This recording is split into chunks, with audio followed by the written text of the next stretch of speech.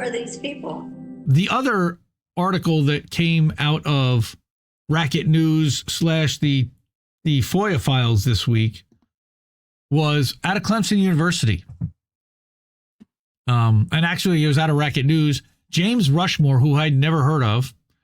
But this was actually a really interesting article that I read earlier today. This is a paid article, so you need to be a paid subscriber to Racket News in order to be able to read this. But I'm going to share this and I'm going to read through this with everyone and let you see what's been going on with Clemson University.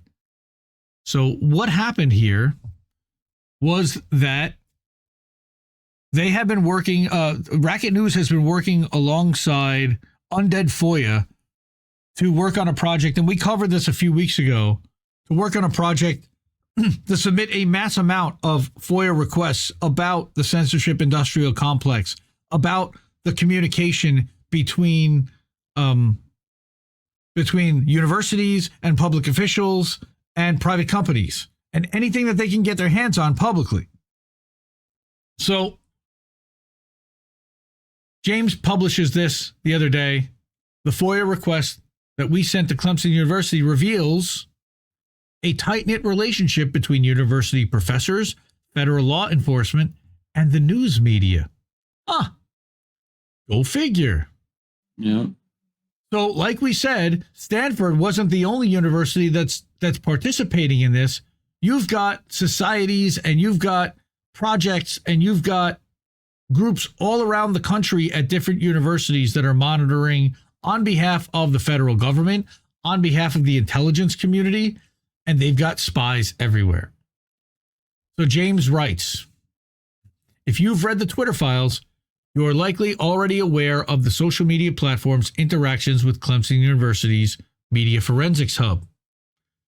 The relationship between the two parties was tense. Internal communications confirmed Twitter's annoyance with Clemson's practice of running to the press with claims that Russian trolls were running rampant on their site. In May 2020, Yoel Roth, we know him very famously from the Twitter files, then the head of site integrity at Twitter. He would later become their, I believe, lead general counsel or the head of security, information security. But then he was head of site integrity. He voiced some of those concerns to Nick Pickles, which I love saying that name, Nick Pickles, the company's senior global strategist. Rugrats character? Maybe. The senior global strategist for public policy. So back in May of 2020, Nick Pickles wrote that given that they have a U.S. government relationship, all right, happy for the D.C. team to pick up the relationship, but I've spoken to them in the past and similarly share Yoel's frustration that they don't take any sort of guidance on what they found. Of course not. Yeah. Right? So here, what's happening, Yoel Roth was saying that we've said a bunch of times, we're still happy to work directly with you on this instead of via NBC. Right? So you can see right there that they're using a cutout of NBC to funnel this stuff directly into Twitter so that they can have this disconnect and plausible deniability and say, well, we're not feeding it to Twitter. NBC is. Yeah, but you're giving it to NBC. What do you think's happening? And you're telling them to give it to them. What was Vijaya. What was Vijaya up to? Lead general that was lead general counsel for Twitter at the time. Hmm. So I don't know if Vijaya even knew about this. But shut your mouth. Well, Vijaya does like to stay closed. Roth also took issue. Nick Pickles and Vijaya, dude. Don't even act like that's normal. Someone set that up, dude. Yoel Roth also took issue with the hub's persistent attribution of certain accounts to Russian trolls. Later that same month, he questioned the hub's Russia-heavy focus because they were designed and put there to be able to stoke fear about Russia and to plant stories about Russia. Right? So he says there, the you haven't attributed to Russia in a while comment is particularly revelatory of their motivations, IMO. Yeah, because they're accusing Twitter of helping Russia, which is amazing. What is the Media Forensics Hub? Well, let's go back. Described as an interdisciplinary team of researchers working to study and combat online deception. Yeah, the censors of the censors. Who's monitoring the monitors, right? The project kicked off in 2017. That was the year communications professor Darren Linville and economics professor Patrick Warren joined forces to uncover and expose millions of tweets they attributed to Russian trolls. Sponsored by the taxpayer-funded South Carolina Research Authority, the hub was officially launched in May of 2020. 2 years later, along with the University at Buffalo and several other institutions, it received a $5 million grant from the National Science Foundation. All for a bunch of bullshit to make up stuff about Russian trolls on Twitter. Man. Probably, dude, someone had to code Hamilton 69. What the hell are we doing? We should be petitioning and getting some of this money. At least we're doing legitimate work to expose shit. Last May, Racket filed a FOIA request with Clemson. Our search produced a series of emails that make explicit reference to the university's dealings with federal law enforcement agencies, providing Clemson help with resources, among other things, right? So social media companies and the news media. Okay, so again, Clemson is making deals with law enforcement, social media companies, and the media. The Clemson files are difficult to summarize, but offer probably the most comprehensive portrait we've gotten yet of the role of that such ostensibly non-governmental anti-disinformation, quote-unquote, research institutions can play as middleman organizations. These emails also document the high degree of influence the school had with federal agencies and the media, even if Twitter was not always as cooperative. So they had ways. They had their ways. This is really scary shit. So again, you've got a combination. This is like literally the way they describe fascism, right? You've got corporations, government. Well, it's how Mussolini described fascism, but yes. Corporations, government, academia, all, and then non-governmental organizations, NGOs that are funded by the government, or at least in part. Like, how is this? This is bad. A summary of key communications is listed below, while 3 new batches of documents have been uploaded to the Racket FOIA library, where, as always, they are not paywalled. So everybody can go and read this stuff. On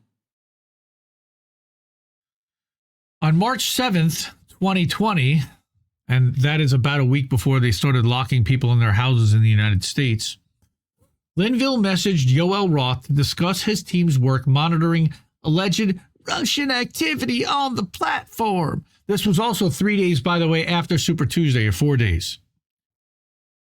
Roth, it should be noted, was recently affiliated with both the Atlantic Council's Task Force for a Trustworthy Future Web and the Aspen Institute's Commission on Information Disorder. Recently. Russian scum! So they take care of their own. Yoel had to go and hide in the bathroom for about a year, afraid that somebody was going to come after him for all the stuff that he did and all the people that he censored. Nobody did. And then the censorship industrial complex came and gave him a job at the Aspen Institute and at the Atlantic Council, the kings of censorship both. Aspen Institute famously... Twitter doesn't have a problem with this. They fixed it. Elon fixed a free speech. Free speech now. Right. The WEF lady came in and fixed it. It's fine. Yes. You could tell by everybody's massive reach that doesn't pay. The most reach. Very reach. Much wow. Right. You know? Linville told Roth that he had hoped to have the accounts in question suspended before Super Tuesday 4 days earlier, before making reference to CNN chief international correspondent Clarissa Ward. More on her below. Linville then hinted at the level of coordination between his team, CNN, and federal law enforcement agencies. Quote, I'm not sure what CNN or the feds have shared with you, but it's likely our list has been updated since you got information from either party. Yeah, that's not cool. They're all working in cahoots together. Darren Linville, Kevin Kane, Patrick Warren, but also now directly sending the email to Yoel Roth. So we see that. I saw you were working from home. How did you see that? Maybe he tweeted that he was.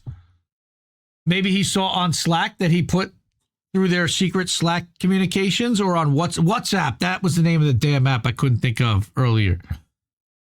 That the Amazonians could be using potentially. But WhatsApp chats. Or maybe DMs? Maybe. It wasn't me. They were FaceTiming, Teams. I don't know. I don't know what they used there. Probably Skype. It's worth emphasizing that the Media Forensics Hub was still in development at this point. It wouldn't even officially launch for another 2 months in May. So all of this communication is going on behind the scenes as they're creating this censorship bureau. It's so freaking insidious, all of this. In a follow-up email, Linville made note of Twitter's decision to suspend some of the accounts, namely those that CNN had given Twitter. And how was CNN given the list to give to Twitter? It was funneled directly from these clowns. The significance of this correspondence cannot be understated. For Dear one, Mr. Pickles, we are sending you this information. We hope it reaches you well. For one, it reveals that CNN was in the habit of contacting Twitter with the names of accounts it attributed to Russian trolls. Yeah. Why is CNN reaching out to Twitter with that shit? Number one. Number two, at the same time... they've been listening to Hamilton 69, bro. No, they thought they knew. No, this is March of 2020. There is no Hamilton 69 yet. Still 68, I guess. No, not even. At the same time, it also underscores Twitter's hesitancy to accept many of the Clemson professor's claims. The platform was much more inclined to take action in response to CNN's claims of account inauthenticity. So what would happen? Emails from the hub, by contrast, were less likely to spur a response on Twitter's end. So I think the hub ended up figuring that out and started funneling their requests directly through the media. And all of a sudden, you see a lot fewer hub requests and a lot more media requests. When reached for comment, Linville wrote, this email was in reference to a Russian-supported troll farm operating under the guise of an NGO in Ghana and Nigeria and working to influence conversations here in the States. Sure, buddy. Scum! Yeah, he's got about as much credibility as Keith Olbermann. After identifying the coordinated activity on social media, we partnered with CNN on reporting the story. They did a fantastic job. Clarissa Ward and her team traveled to Ghana, uncovered the campaign, and interviewed one of the individuals in charge. CIA. What? No, they would never do anything like that. It's like a Bond movie. What are you talking about? Right, where they literally have like the cardboard office set up in Ghana for her to walk into with the CIA agent acting like he's the freaking Hughes there in a pith helmet. Like, excuse me, Mr. Bond. Wow. You know? Ugh. In a subsequent email, Roth noted his eagerness to help Linville, but he also expressed some reservations about Linville's conclusions. Quote, I note that activities similar to what the network was engaged in may not actually be connected to the same actors. Yeah, meaning, and there's not a lot out there that's similar, that's decided not Russian. The same attribution challenges we've discussed in the past. Apparently he's been calling that bullshit for a while. Linville encouraged Roth to trust his team's judgment. Trust me, bro. Before making a comment about how various federal agencies, social media analytics from Graphica, remember Ben Nimmo, who used to work in the Obama administration, is now running Graphica. Finding Nemo? Maybe. and CNN have all been looped in on the alleged Russian accounts. Again, they're all in one big circle jerk about Russian nonsense that doesn't actually exist in order to whip the public into a frenzy. That sounds very similar to another phrase, Well, but take for it what you will. What do I know? One big club. Yep, and you ain't in it. Linville declined to name which specific agencies his team contacted. Quote, when we identify malign foreign influence with possible national security influence, as was clearly the case here, we inform appropriate authorities. It's worth mentioning that in an interview with PBS in 2022, Linville concluded, of course, that Russian trolls aren't as common as people think they are, but they are there. So are Ukrainian trolls that are funded by the Defense Department and call themselves NAFO. Check out Meme Wars on our channel. Big thanks to Clarenberg for putting that article out. Right. NAFO, appreciate you. On March 11th, Linville asked Roth and Twitter threat intelligence lead Patrick Conlon, we talked about him because he's formerly the Department of Defense and he used to work for the DOD and other federal intelligence agencies, and no one ever vetted him, really. So Linville asked them about the suspension of an account that his team hadn't flagged for removal. He asked them about the possibility of taking more strategic approaches to questions of account suspension, as his team hoped to continue tracking smaller accounts. Now, this is what's crazy. This interaction is part of a recurring pattern in which Clemson researchers sought to forge a closer relationship with Twitter's moderation team, right? So what it says was a major area of disagreement between Linville and Roth concerned Twitter's approach to removing accounts. Roth wanted them gone. He insisted that no one benefits from the continued presence of inauthentic activity on social media and encouraged Linville to hand over the names of any accounts his team may have been keeping to themselves. He even invoked former special counsel Robert fucking Mueller. Come on, really? Yes, he did. Yep. We in the Senate Intelligence Committee and Robert Mueller have all called for open info sharing here. No one benefits from the continued presence of inauthentic activity on social media. Mueller. Just tell me what accounts I can ban for you, sir. Linville then responds by explaining his team's reasoning. Please let me lick your boot, sir. Linville responds by explaining his team's reasoning. He wanted Twitter to preserve the smaller accounts because they were less likely to gain traction, but more likely to waste the alleged Russian network's time and resources. He also believed that maintaining such accounts would help his team better understand the network's tactics and behavior. He wanted to study them, and then hopefully that they'll lead him to the big fish. I mean, he thinks he's Columbo. Right? One more thing. Roth argued that Linville's preferred strategy was not the one we choose to advance in this space based on our approach and the approach of the rest of the industry to combating these threats. We don't let them go and monitor and watch them and hope they do something so that we can catch them later. We just shut them the fuck down, is what he's saying. At the same time, he acknowledged that working with Linville's findings would probably prove more efficient than waiting for law enforcement. No wonder why he got a job at the Aspen Institute now.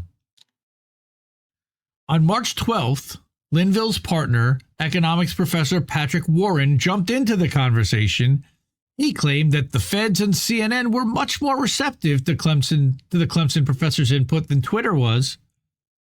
Well, these guys believe me. Why don't you? Come on, bro. He described how CNN had provided them with a researcher and cited how Clarissa Ward and her team had traveled to Africa to follow up on their research because it was set up by us. He also noted that law enforcement had been open with Linville and Warren to the extent that they can, under regulatory restrictions, and that they can, and mentioned that they'd shared resources with the Clemson team. It's all on the hush-hush. Come on, man. We can't really tell you, but we're going to tell you anyway. Make you feel really important. Holy shit. As strained as the dynamic between Twitter and Clemson could be, I can't believe there even is a dynamic. CNN's relationship with the two parties appeared much more amicable. Fuck you, CNN. The news network was willing to share alleged Russian tweets with the platform while also providing the Clemson professors with research personnel. This is literally the Clinton News Network. Oh, those Russians. This is the Clinton News Network come to life right here. The Anderson Cooper CIA-led news network. News network. Yep. The Warren email, and that's not Elizabeth Warren, but the partner of this Clemson project. The Warren email also reveals the sophisticated nature of Clemson's collaboration with federal agencies. His third point is especially salient, that what resources and information did those law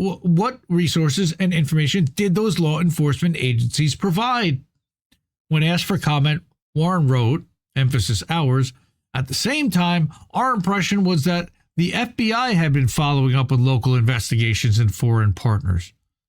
Twitter, in contrast, didn't seem to be dedicating any significant effort to this project. And then we find out that the FBI really hadn't been. So it was really CNN. But of course, we know that it was CNN funded by and led by the U.S. government or somebody affiliated with them and funded by the U.S. government. Linville also made reference to his team's relationship with federal law enforcement in a July 2019 email to Yoel Roth. According to Linville, this guy, again, this guy Linville, he ran the Clemson project here. He and his team regularly share what they've learned as well as accounts they feel are suspicious with various federal agencies. Of course they do, because they're all in cahoots together. Linville also described how he'd spent an hour talking CNN out of running a story that he believed to be rooted in limited information and too little analysis. Who the hell are you to decide, dude? Well, he's self-appointed Twitter cops. That's what these guys are. The censorship police. Regulators. Yep. A subsequent email from Roth to Warren and Linville sheds further light on the nature of CNN's relationship with both Twitter and the Clemson team. According to Roth, Twitter was in the habit of sharing data with CNN, and at one point, CNN sent the hub an unofficial version of the information they'd gathered. What does he say? Thank you very much, my friends. It looks like we missed this one as we're parsing out the AI face accounts from the Ghanaian ones. We sent our data to CNN as we're still working on finalizing it, so it's a little surprising they shared a non-final set with y'all, but it seems like this worked out. Yeah, it sure did. For who?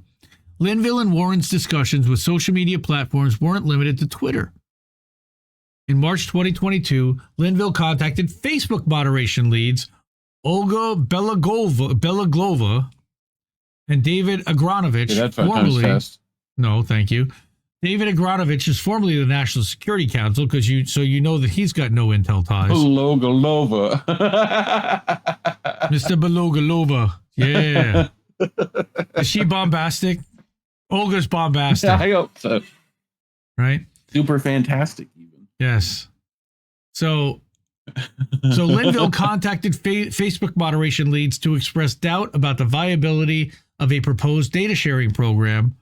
According to this guy, the lawyers with whom the hub had consulted were very afraid of GDPR, which is weird because GDPR is a European thing. Why are you worried about election integrity having to do with GDPR? And this is very strange. All right. We've had many conversations with different legal teams, however, and as of now, it isn't looking good. All right. Now, the reason why is because it lists about 50 Facebook accounts in order of date of birth. You're doxing people right there. And in many cases, Twitter accounts that repost the Facebook content. Right. A few of these accounts you've already suspended. Most of these Facebook accounts have the same date of birth. That's kind of interesting. At least one of these, Rima's Malaysia, is also active on Instagram, and there are clear suggestions that the same actor is running both the Twitter and Facebook accounts. That's interesting. I mean, Right. Just because they had the same birthday? Okay. Well, 50 Facebook accounts with the same birthday that were posting similar content. That might actually... Sure. Was that Shabba Ranks or Shaggy? I think it might have been Shaggy. Boombastic. Shaggy. Right. So, also, I remember in 2020, there were a lot of conversations, even in my company that was based out of Europe, about GDPR. But I can't imagine why this Twitter censorship having to do with Russian accounts would be worried about GDPR, because Russia doesn't even participate in GDPR.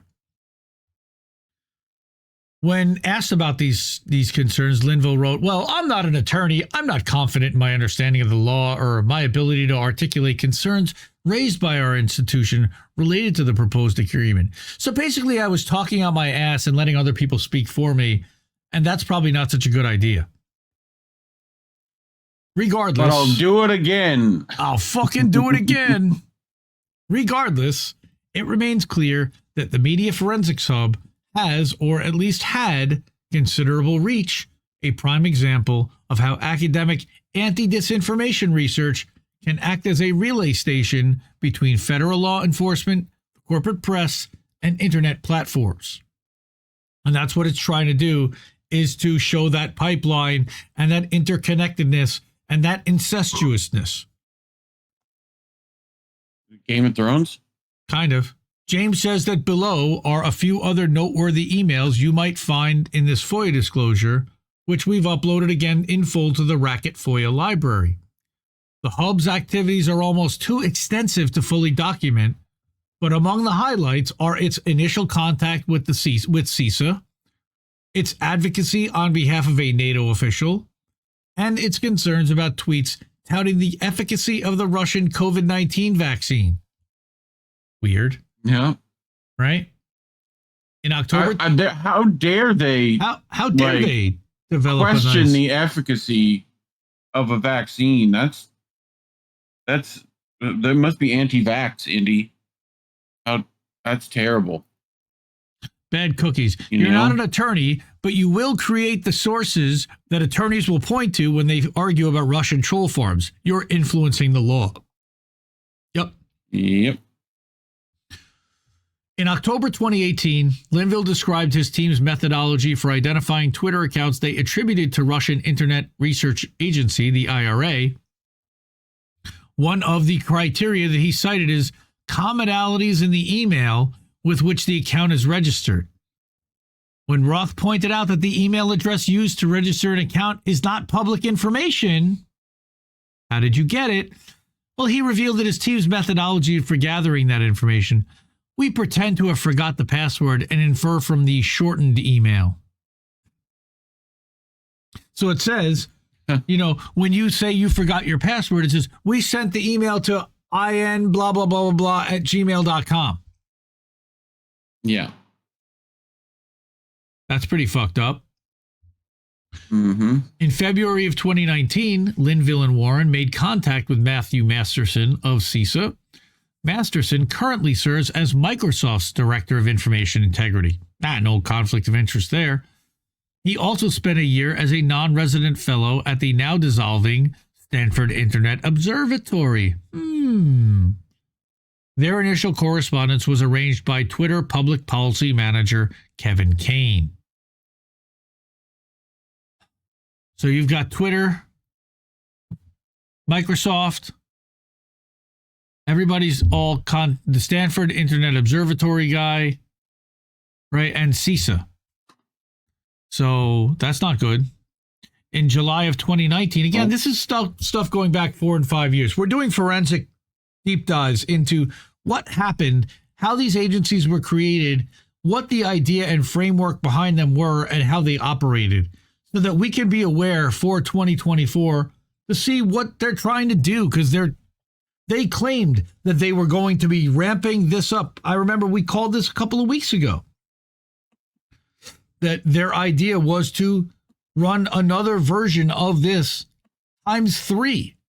They wanted like 3 or 8 election integrity partnerships to be running simultaneously. So by all means, read this. This is, again, over at Racket, and you have to be a paid member. So that's why I want to go through this. All right. Linville raised concerns about Roth's failure to suspend an account he believed was being operated by the Internet Research Agency, the Russian agency, alleged. He described his team's exchanges with Roth as exceedingly one-sided, meaning they're trying to pin this on the Russians and they're Russiagating Roth, and he's resisting at that point. But you know what happens after a bunch of time of doing that? It wears on you. So that by August of 2020, when they're ready to set Roth up for the tabletop exercise about Hunter Biden's laptop, he's a lot more receptive to it. And they end up censoring DMs of the New York Post article. In November of 2019, Linville mentioned how a colleague from the NATO Strategic Communications Center of Excellence in Latvia wanted to know why certain Twitter accounts had been suspended. This colleague was doing research on QAnon. Okay, why does Latvia from NATO Strategic Comms want to know about QAnon? Yeah. Well, because they need to know how to better lie about it, pretty much. You know? In October 2020, Linville made reference to the Media Forensics Hub's work with the Commission on Presidential Debates to identify Twitter accounts with various obvious signs of inauthenticity. Here we go. They keep going. They keep going and going. Finally, in March of 2022, this one's unbelievable. Linville emailed Roth and Twitter threat disruption analyst William Newland. You know that last name, right? Brother of the decades-long Department of State fixture, Victoria Newland. He asked for help in convincing Meta to remove the Russian-language Instagram accounts mentioned above and encourage them to provide their colleagues at Facebook with any knowledge that might prove helpful. Linville wrote, quote, given the ongoing war in Ukraine and the daily atrocities taking place, thanks to Ukraine bombing the Donbass, but that's not what he said, I'm sure we can all agree shutting down Russian state information on every platform is in our shared best interests. They wanted to Alex Jones these people. Newland, who conveniently also used to work at Facebook, responded by noting that they are 100% aligned on the importance of getting this stuff right and mitigated across the whole platform ecosystem. And I remember we had talked about that guy, Mudge Zatko, who brought in, it's Alethea Group, all right? Alethea Group was Frank Zappa's long-lost son. Maybe. No, Zatko, not Zappa. But that guy, through his friends at the Alethea Group, were trying to map internet behavior across social media platforms so that they could potentially try to get people shut down across them. Like they did to Alex Jones, like they tried to do to Trump. Yeah. Right. So according to Newland, the Twitter team was in close touch with its peers in tech, and rival companies were generally aware of one another's approaches to abuse mitigation. The reason why is because they all hire each other's tech and IT security people. Yeah. Yeah. So, again, there is a Media Forensics Hub FOIA production right here, and that is an entire free to all article that has all of the raw emails, more than 250 plus pages of FOIA productions and results pertaining to just the Clemson University Forensics Media Hub. Well, and I'm sure there's a lot more than Clemson. Well, here in the Racket FOIA library, you've got the ones that we've covered in the past, the Gary Kasparov one. We didn't actually read that article, but that's available. And the stuff about Kate Starbird and the University of Washington that we covered. Sure. Right. So Cookies is asking a good question here. How is this not state-driven propaganda? How is this different from the fascism they blame Russia of being? And this is like Soviet Russia. This isn't even like current modern day Russia. Well, the Soviet Russia we were lied into believing. But yes. Yes. Um, Right? yeah. Tara Reade, welcome to the stream. How do we miss that? Hi. Who are these people? Let's give Tara, who are these people? Who are these people? There you go. There you go. Everybody follow Tara over on Instagram and TikTok. She has new accounts over there. I believe it's at Real Tara Reade in both cases. So check her out over there. We're all getting squeezed, everyone. So if there's any way that you're able to, we know it's tough out there for everyone. Couple of bucks. Again, Sarah was really generous and she was able to help us out with some money this weekend. And we're trying to get Jesse a new computer. We had a part blow on Reef's machine. I had a power cable thing blow on my machine. You know, this is the regular stuff that we deal with on a daily basis just in order to be able to do this stuff. So anything that anybody can do to help, certainly it's appreciated and necessary, because we're not getting sponsor money and we're not getting advertiser dollars, and you guys are the only people that we depend on for any kind of funding and any kind of support. So we deeply appreciate it.